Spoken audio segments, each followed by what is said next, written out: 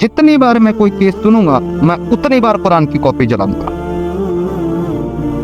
उतनी बार मैं जलाऊंगा। मेरी पर्सनली कोई दुश्मनी नहीं है मुसलमानों से, ना इस किताब से कोई दुश्मनी है मेरे लिए, कि सिर्फ एक कागजों के पन्नों की से ज़्यादा कुछ नहीं है।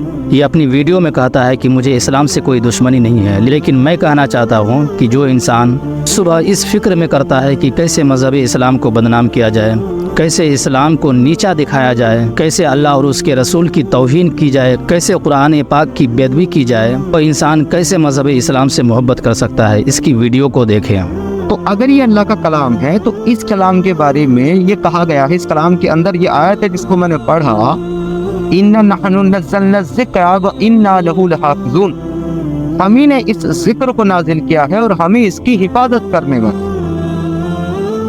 तो अगर ये कलाम वाकई ये खालिक की कायनात एक खुदा का है जो ये दावा कर रहा है कि हमने इस जिक्र को नाजिल किया है और उसकी हर तरह से हिफाजत हम ही करने वाले हैं, तो फिर अगर कोई आम सा लड़का मेरे जैसा बहुत कम कुव्वत रखने वाला, एक बहुत एवरेज से बॉडी वेट और शरीर वाला व्यक्ति अगर इसको नुकसान पहुंचाता है, इसको फाड़ देता है, इसको जला देता है और अल्लाह इसकी हिफाजत नहीं करता, तो इसका मतलब साफ है कि ये जिक्र उसका वो जिक्र नहीं है जो उसने नाज़िल किया, जिसकी हिफाजत की जिम्मेदारी उसने ली। ये आप लोगों को गलत बताया गया है, गुमराह किया गया है कि ये उस खुदा का कलाम है जिसकी हिफाजत की जिम्मेदारी उसने ली है। क्योंकि अगर ये वो कलाम होता और उसने इस कलाम की जिम्मेदारी ली होती तो वो उसको हर तरीके से उसकी हिफाजत करता, लोग उसको नुकसान नहीं पहुंचाता। रिजर्वेशन का एक बहुत लंबा चौड़ा टॉपिक है जिस पर हम बात कर सकते हैं। सबसे पहला कुरान जो जमा किया गया अबू बकर के ज़माने में जमा किया गया, उमर को वो दिया गया, उमर ने हफ्सा को दिया, हफ्सा से उस्मान ने लिया और वो ज़ैद बिन साबित ने जमा किया था। उस्मान ने उसी कुरान को फिर से लिखवाया और ज़ैद बिन साबित 4 लोगों से लिखवाया और ये कहा कि जहाँ जहाँ तुम डिसएग्री करो ज़ैद बिन साबित से, वहाँ पर कुरैशी ज़बान में लिख देना क्योंकि हमारी ज़बान में नाजिल हुआ है। उसने कुरान को बदल डाला और ओरिजिनल मैन्युस्क्रिप्ट हफ्सा के पास वापस भेज दिया और जो अपना कुरान था वो लोगों के पास भिजवा दिया। आज सबसे बड़ी इनकी नाकामी का सबसे बड़ा प्रूफ ये है दादा कि ना तो वो हफ्सा वाला मैन्युस्क्रिप्ट आज कहीं वजूद में है, ना वो उस्मान का लिखवाया हुआ ही नुस्खा आज कहीं मौजूद है, उसकी कोई एग्जिस्टेंस ही नहीं है। तो फिर इनके पास जो कुरान है वो कहाँ से आया, वो किसने लिखा, वो किसका कुरान है और कैसे हम ये मान लें कि ये ओरिजिनल कुरान है जबकि इसके अंदर रद्दो बदल जो है वो इनके खलीफा उस्मान ने ही कर दी।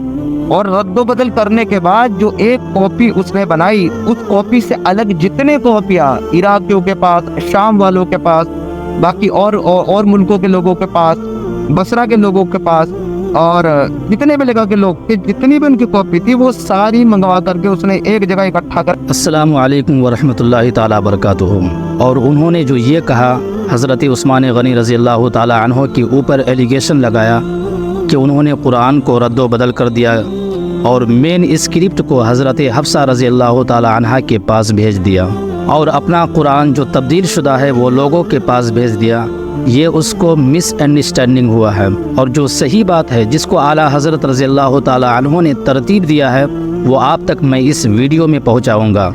सबसे पहले जमे कुरान का पस मंज़र बता देता हूँ। कुरान जमा करना एक अजीम काम है। याद रहे जंग यमामा एक ऐसी जंग थी जो मुसैलमा कज़्ज़ाब के ख़िलाफ़, जिसने माज़अल्लाह अपनी नबूवत का दावा किया था, मुर्तद हो गया था। उस जंग में मुसलमानों को ज़बरदस्त फ़तह नसीब हुई थी, मगर दुख की बात यह थी कि बड़ी तादाद में सहाबा इकराम दुनिया से पर्दा फरमा गए, शहीद हो गए।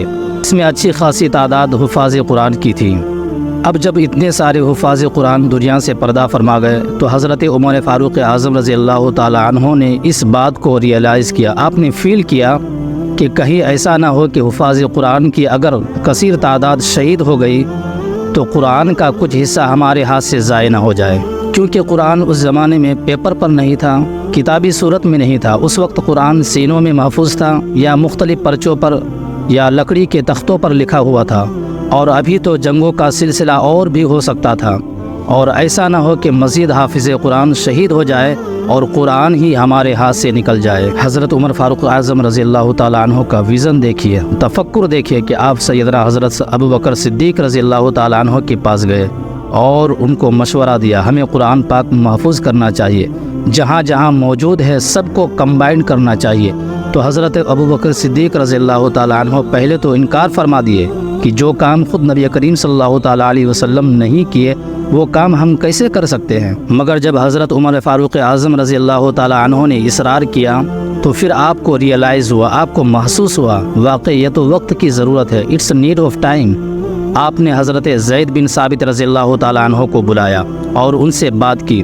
حضرت زید بن ثابت رضی اللہ تعالیٰ عنہ خود کہتے ہیں کہ حضرت ابو بکر صدیق رضی اللہ تعالیٰ عنہ نے ہم کو بلایا اور وہاں حضرت عمر فاروق اعظم رضی اللہ تعالیٰ عنہ جلوہ فراز تھے۔ حضرت ابو بکر صدیق رضی اللہ تعالیٰ عنہ نے فرمایا، حضرت عمر بن خطاب رضی اللہ تعالیٰ عنہ نے قرآن کریم کے بہت سے قراء کے شہید ہونے کی اطلاع دی ہے اور ساتھ ہی مشورہ دیا ہے کہ کفار سے جنگوں کا سلسلہ ابھی جاری ہے، تو ابھی ڈر ہے کہ اگر حفاظ قرآن کی کثیر تعداد شہید ہو گئی تو قرآن کا کچھ حصہ ضائع نہ ہو جائے، لہٰذا میں قرآن مجید کو جمع کرنے کا حکم دوں۔ لہٰذا اے زید، آپ عقل مند نوجوان ہیں، ہمیں آپ میں کوئی عیب نظر نہیں آتا ہے، اور آپ تو رسول کریم صلی اللہ تعالیٰ علیہ وسلم کے پاس وہی بھی لکھا کرتے تھے، اس لیے یہ عظیم کام آپ ہی کیجیے اور تمام قرآنی آیات کو مختلف جگہوں سے لے کر ایک جگہ جمع کیجیے۔ اس لیے حضرت زید بن ثابت رضی اللہ تعالیٰ عنہ فرمایا کرتے تھے، اگر مجھے ایک پہاڑ کو اٹھا کر ایک جگہ سے دوسری جگہ اکٹھا کرنے کا حکم دیا جاتا تو میرے لیے قرآن جمع کرنے سے کہیں زیادہ آسان ہوتا۔ یہ کہنے کے بعد آپ رضی اللہ تعالیٰ عنہ اس تشویش کا اظہار کیا کرتے تھے جو پہلے بھی حضرت ابو بکر صدیق رضی اللہ تعالیٰ عنہ کو تشویش تھی، اور آپ عرض کرتے کہ مجھے بھی یہ کام سمجھ میں نہیں آ رہا تھا کہ آپ لوگ وہ کام کیسے کر سکتے ہیں جو کام خود نبی پاک علیہ الصلاۃ والسلام نے نہیں کیا۔ حضرت ابو بکر صدیق رضی اللہ تعالیٰ عنہ یہ کام اور اس کے امپورٹنٹ کو بخوبی جانتے تھے، اس کے بینیفٹ کو بھی جانتے تھے اور اس کام کو نہ کرنے کے ڈس ایڈوانٹیج کو بھی جانتے تھے، لہٰذا آپ رضی اللہ تعالیٰ عنہ حضرت زید بن ثابت رضی اللہ تعالیٰ عنہ سے فرمایا کرتے تھے، اللہ پاک کی قسم اس کام ہی میں بہتری ہے۔ پھر حضرت زید بن ثابت رضی اللہ تعالیٰ عنہ فرمایا کرتے تھے، اللہ تبارک و تعالیٰ نے ان دونوں کی طرح ہمارے سینوں کو بھی کشادہ فرما دیا۔ پھر میں پوری کوشش سے ہڈیوں، کھجور کے پتوں اور سفید پتھروں سے تحریر شدہ اور لوگوں کے سینوں میں جو قرآن موجود تھا میں اس کو کمبائن کرنا شروع کر دیا۔ یہ کام اتنا آسان نہیں تھا اور ٹیکنالوجی کا دور بھی نہیں تھا کہ لوگ قرآن اپنے موبائل میں یا گیجٹ میں یا اپنے ای میل یا گوگل ڈرائیو میں سیو کیا ہو۔ اس وقت قرآن سینوں میں محفوظ تھا یا مختلف پرچوں یا لکڑی کے چھالوں پر لکھا ہوا تھا۔ بہرحال اس میں کیئرلیس بھی برتی نہیں جا سکتی تھی، پہلے چھاپ دیے بعد میں کلیکشن کر لیں گے یا نیا ایڈیشن میں جمع کر لیں گے، ایسا نہیں تھا۔ اللہ کے مقدس کلام کی بات تھی۔ حضرت زید بن ثابت رضی اللہ تعالیٰ عنہ کی محنت سے یہ سارا قرآن ایک جگہ جمع ہو گیا۔ اس کے بعد یہ جمع کیا ہوا قرآن حضرت ابو بکر صدیق رضی اللہ تعالیٰ عنہ کے پاس رہا، پھر حضرت عمر فاروق اعظم رضی اللہ تعالیٰ عنہ کے پاس رہا، پھر اس کے بعد آپ کی لخت جگر، آپ کی شہزادی یعنی ام المومنین حضرت حفصہ رضی اللہ تعالیٰ عنہ کے پاس رہا۔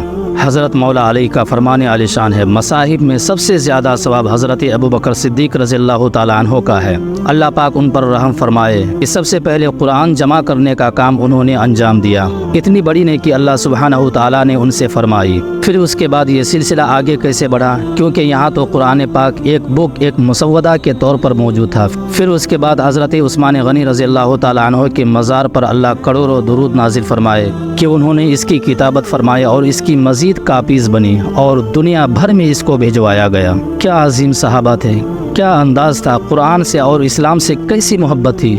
اللہ کریم تربت صدیق اکبر پر کروڑوں رحمت نازل فرمائے اور ہمیں قرآن پاک سے سچی محبت عطا فرمائے۔ ان صحابہ کرام نے تو بڑی محنت کی قرآن پاک کو جمع کرنے میں، لیکن آج ہم کسی بک انسٹال پر جاتے ہیں اور وہاں سے قرآن لیتے ہیں۔ کبھی ہم نے سوچا کہ ہم قرآن پڑھتے بھی ہیں، ہم قرآن کو سمجھتے بھی ہیں؟ لوگوں، قرآن سے محبت کرو، قرآن سے محبت کرو گے تو اسی میں ہمارے لیے بھلائی ہے۔ ہم قرآن کی روشنی سے اپنے دل کو منور فرما لیں گے۔ قرآن پاک کتابی صورت میں تو جمع حضرت سیدنا صدیق اکبر رضی اللہ تعالیٰ عنہ کے زمانے میں ہوا، فاروق اعظم رضی اللہ تعالیٰ عنہ نے مشورہ دیا اور وہ پوری ایک یعنی کہ داستان ہے۔ سیدنا زید بن ثابت نے اس پر غالباً کام کیا، پھر سیدنا صدیق اکبر نے ذمہ داری لگائی ان کی، اور انہوں نے پھر مختلف اشخاص کے پاس اور مختلف جو اس کے اوپر پتھروں یا لکڑیوں یا چمڑوں کے اوپر جو لکھی ہوئی آیتیں تھیں ان کو جمع کیا اور باقاعدہ اس کی شہادت لے کر ان قرآن پاک کو مکمل فرمایا، کتابی صورت میں آ گیا۔ لیکن سیدنا فاروق اعظم رضی اللہ تعالیٰ عنہ کے زمانے میں فتوحات بے شمار ہوئی، اور پھر حضرت سیدنا عثمان غنی رضی اللہ تعالیٰ عنہ کے زمانے میں اور زیادہ دائرہ وسیع ہوا۔ تو جب اسلام عرب سے عجم کی طرف گیا تو پھر مختلف لہجے ہو گئے اور مختلف قراتیں ہو گئی۔ صحیح۔ اب کوئی عربی ہے تو وہ اس لہجے اور اس قرات میں جو ہے وہ قرآن پاک پڑھ رہا ہے، اور کوئی اجمی ہے تو وہ دوسری قرات میں پڑھ رہا ہے۔ تو یوں یعنی کہ قرآن پاک ایک ہے لیکن قراتیں مختلف ہو، پڑھنے کا انداز الگ۔ پڑھنے کا جو انداز تھا وہ مختلف ہو گیا، جس سے مسلمانوں میں تشویش پیدا ہوئی کہ یہ بھی قرآن ایک والضحیٰ بالفرض پڑھ رہا ہے، دوسرا والضحی پڑھ رہا ہے، تو یہ والضحیٰ ہے یا والضحی ہے۔ تو یہ اس طرح مختلف قراتیں ہوئیں۔ تو پھر جو ہے وہ سیدنا عثمان غنی رضی اللہ تعالی عنہ کی بارگاہ میں یہ عرض کیا گیا کہ کسی ایک قرات کے اوپر جو ہے وہ لوگوں کو جمع کر دیا۔ اللہ اللہ۔ تو حضرت سیدنا عثمان غنی رضی اللہ تعالی عنہ نے پھر جو ہے وہ مختلف جگہوں سے تمام صحیفے منگوائے، اور جو ہے وہ اس کا ایک قرات کے اوپر قرآن پاک تیار کروایا، جس کو مصحف عثمانی کہا جاتا ہے۔ پھر اسی کی کاپیاں لا کے نسخے لکھوا کر مختلف جو گورنر تھے ان کو بھیجے گئے، اور ان کو یہ کہا گیا کہ اب انہی کی آپ نسخے بنا کر اس کو لوگوں میں عام کر۔ اللہ اللہ۔ تو یہ ایک ایسا عظیم الشان کام ہے واہ واہ۔ جو آپ رضی اللہ تعالی عنہ سے اللہ پاک نے لیا، اور آپ کو اس کام کے لیے منتخب فرمایا کہ مسلمان ایک ہی قرات کے اوپر جو ہے وہ جمع ہو گئے۔